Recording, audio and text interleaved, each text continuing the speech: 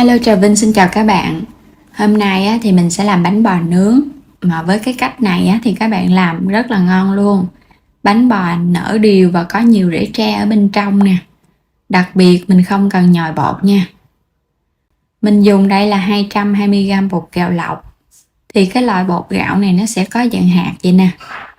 Thì mình làm cái bánh bò nó nhiều rễ tre ngon hơn. Còn nếu mà không có thì các bạn dùng loại mịn nha.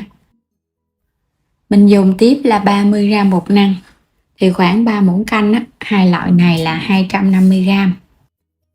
Mình dùng đây là 220ml nước dừa tươi. Thì cái nước dừa tươi này các bạn có thể nấu nhẹ lên cho nó hơi ấm ấm vậy đó. Mình sờ tay vào nó ấm nhẹ là được, hoặc là mình ngâm trong cái thau nước nóng. 1 muỗng cà phê men khô. Men này là men nở nhanh không có cần kích hoạt, nên mình dùng cái loại này. Rồi bây giờ pha bột luôn. Các bạn sẽ cho lần lượt 2 loại bột vô trong cái thau nè. Mình cho phần men vô đây luôn. Men này là 1 muỗng cà phê, là tương đương 4g men. Trộn sơ cái nha. Trộn cho cái phần bột nó quyện với men. Xong rồi mình hãy lấy nước dừa tươi mình cho vào. Nước dừa tươi thì làm bánh bò, cái bánh bò nó thơm. Và cái rễ tre nó trong khe luôn. Còn nếu mà các bạn không dùng cái nước dừa tươi mà mình dùng nước lọc cũng được nữa. Và mình nhớ pha vào trong cái chén nước lọc khoảng muỗng cà phê đường. Tại vì men này là men ngọt cho nên là phải cần đường thì cái bột của mình nó mới nở nhanh.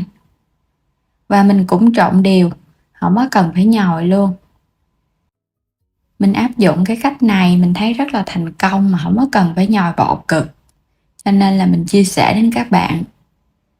Và nhớ khuấy nha, mình trộn sơ qua trộn đến khi nào mình thấy bong bóng nó nổi lên á.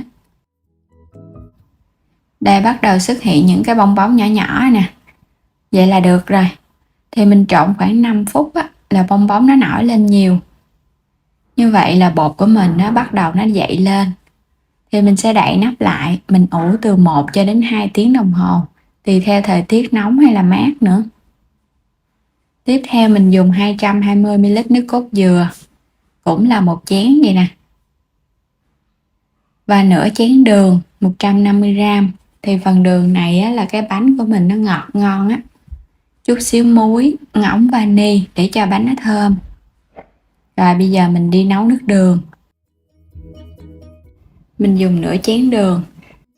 Muối mình cho vô luôn. Vani, còn không dùng vani thì dùng cọng lá dứa cắt nhỏ nhỏ ra nấu. Cho hết cái chén nước cốt dừa vô. Rồi bây giờ các bạn sẽ khuấy sơ cái nha. Mình sẽ bắt lên trên bếp luôn để mình nấu cái hỗn hợp này. Nấu với lửa vừa nấu thì các bạn vừa khuấy vậy nè để cho nó nhanh sôi và nó tan á. Mình không có cần phải sôi bùng lên đâu. Chỉ cần cho hỗn hợp nó sôi lăn tăn và đường nó tan hết là được, rồi mình tắt bếp. Quay trở lại thau bột, mình ủ được 1 tiếng rưỡi đồng hồ.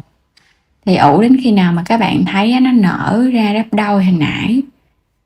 Và mình thấy cái phần bột nó xốp nha. Vậy là được rồi đó. Mình trộn đều nó lên. Trộn xong hết rồi các bạn sẽ lấy cái hỗn hợp nước cốt dừa đường nè. Và nhớ là cái nước này nó sẽ nguội nha, không có quá nóng, hoặc là mình ấm ấm tay cũng được. Cho vô hết rồi trộn đều lên. Nếu như mà cái nước đường dừa này mà nó nóng là men sẽ bị chết. Thì men nó không còn hoạt động nữa thì bột nó cũng bị chai. Các bạn làm là nó sẽ bị chai. Nước chỉ ấm ấm nhẹ nhẹ. Trộn cho thật là đều. Rồi cái mình cũng khuấy vậy nè. Khuấy chạy giúp cho bột nhanh dậy và nó có rễ tre mà không có cần phải nhồi bột. Khuấy như vậy thì từ 1 cho đến 2 phút là được Bột nó sẽ lỏng ra. Mình sẽ ủ lần thứ 2 từ nửa tiếng cho đến 1 tiếng đồng hồ đến khi nó nở đều. Mình ủ này là khoảng 45 phút Các bạn thấy những cái bong bóng nó nổi nhiều lên trên cái mặt bột là được Thời tiết thời cũng hơi mát mát Nếu mà trời nắng các bạn đem ra phơi nắng thì nó nhanh dậy lắm. Rồi bây giờ thì mình sẽ khuấy đều lên. Những cái bọt nhỏ nhỏ nó sẽ xuất hiện ở trên cái mặt bột. Thì bột mà các bạn cảm nhận được nó xốp thì nó mới nở đều nha. Mình dùng những cái khuôn bánh khọt, thoa sơ một lớp dầu. Mới thì mình chỉ cần thoa một lớp đầu tiên thôi. Rồi cái mình để lửa vừa, cho bột vô. Cho lần đầu mình cho nửa khuôn. Chút nữa mình hãy gót bột vô tiếp. Khi mà các bạn thấy nó nổi bong bóng rồi nè, cái mình gót bột vô thêm cho nó đầy khuôn. Mình làm vậy là cái bánh nó nhanh chín và nó có nhiều rễ tre nữa. Nó không có bị cháy khét ở bên dưới á. Đây, nó nổi nhiều bong bóng nè, cái mặt bột nó hơi khô ráo rồi ha. Bây giờ mình sẽ lấy cái bánh này mình úp qua cái bánh khác. Hai cái mình cho thành một cặp. Làm vậy cái bánh nó nở tròn, nhìn rất là đẹp luôn, mà hấp dẫn nữa. Hai cái thì thành một cặp vậy nè.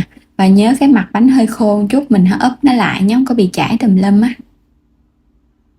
Cho nó qua luôn.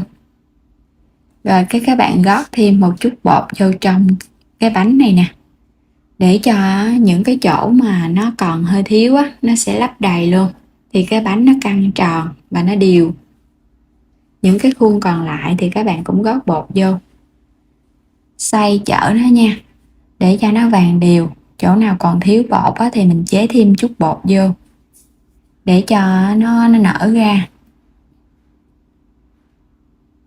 Chế thêm chút vậy nè, các bạn cho vô từ từ thôi, đừng có cho nhiều quá nó bị tràn ra ngoài á.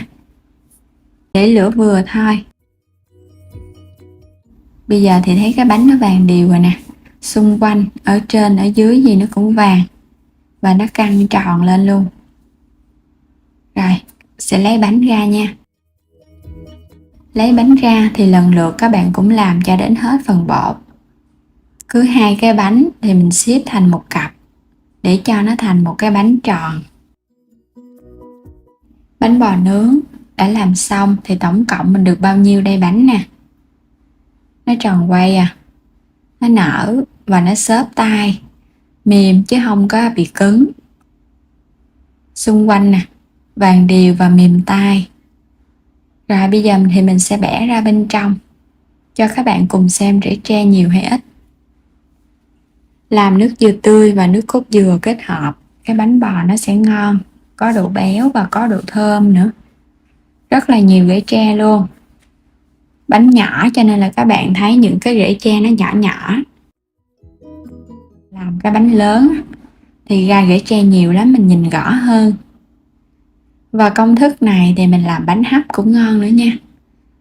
Đậm đà luôn, béo nước cốt dừa và có độ thơm thon thỏm từ cái men của bánh bò rất là đặc trưng. Thì đến đây mình chúc các bạn ngon miệng với món bánh bò này. Đừng quên đăng ký kênh, chia sẻ các video ủng hộ kênh mình nha. Xin chào tạm biệt, hẹn gặp lại các bạn ở những video tiếp theo.